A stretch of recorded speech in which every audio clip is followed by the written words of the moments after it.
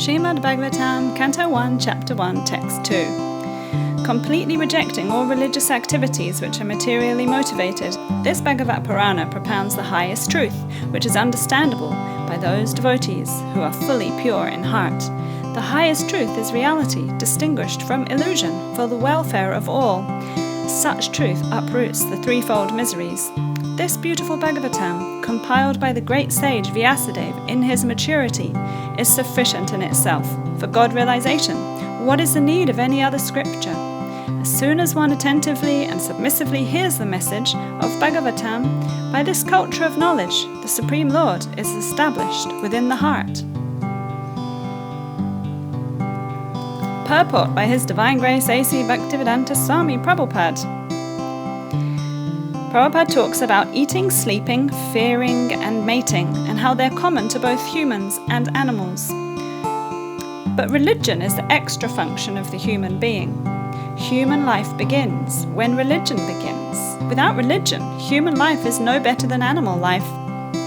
A human society is one where self-realization and relationship with God is prominent. In the lowest stages of human civilization, there is a continuous rivalry to satisfy the senses. Driven by such consciousness, people sometimes turn to religion for material gain. Then when material gains can be obtained in other ways, religion is neglected. Nowadays people are thriving economically, and so they are not very interested in religion.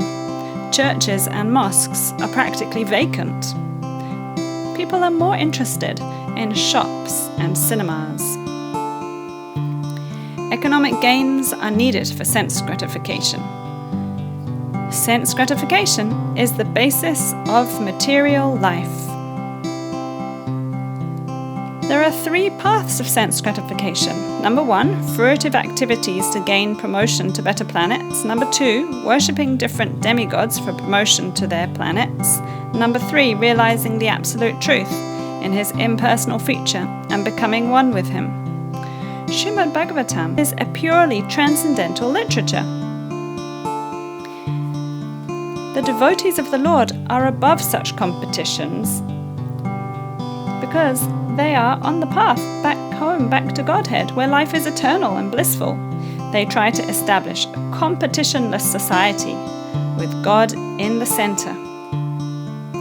Now, the truth, the highest truth, is reality distinguished from illusion for the welfare of all. And such truth uproots the threefold miseries. And these threefold miseries are those miseries which arise from the mind and body, and then there's the miseries inflicted by other living beings, and lastly, the miseries arising from natural catastrophes over which one has no control.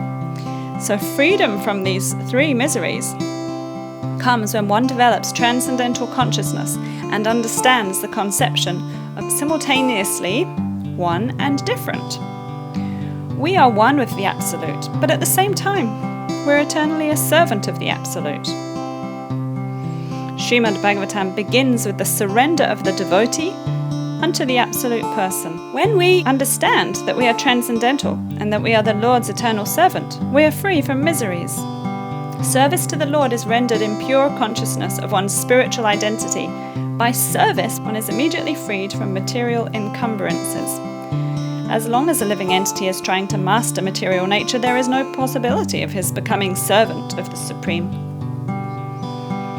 Srimad Bhagavatam is a personal commentation on the Vedanta Sutra by Sri Vyasadeva. It was written in the maturity of his spiritual life through the mercy of Narada. And Sri Vyasadeva is the authorized incarnation of Narayana, and he recommends us to read Srimad Bhagavatam above all other scriptures, and he is the author of all Vedic literatures. Krishna is the total body, and the demigods are different parts of that body.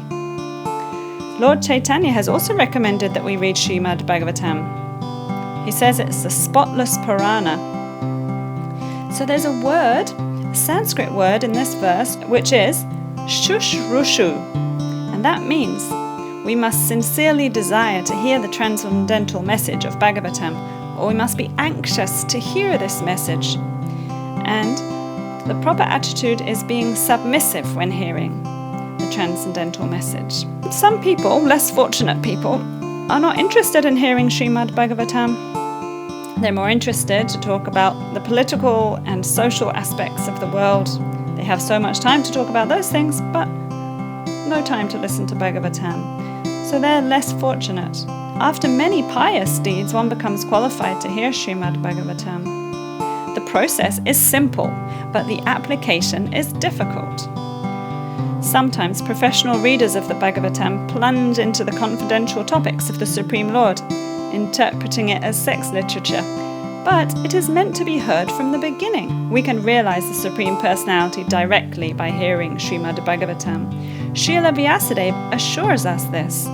We can realize the Supreme Personality directly by hearing Srimad Bhagavatam. Simply by agreeing to receive this message, one can be lifted immediately to the position of Paramahamsa.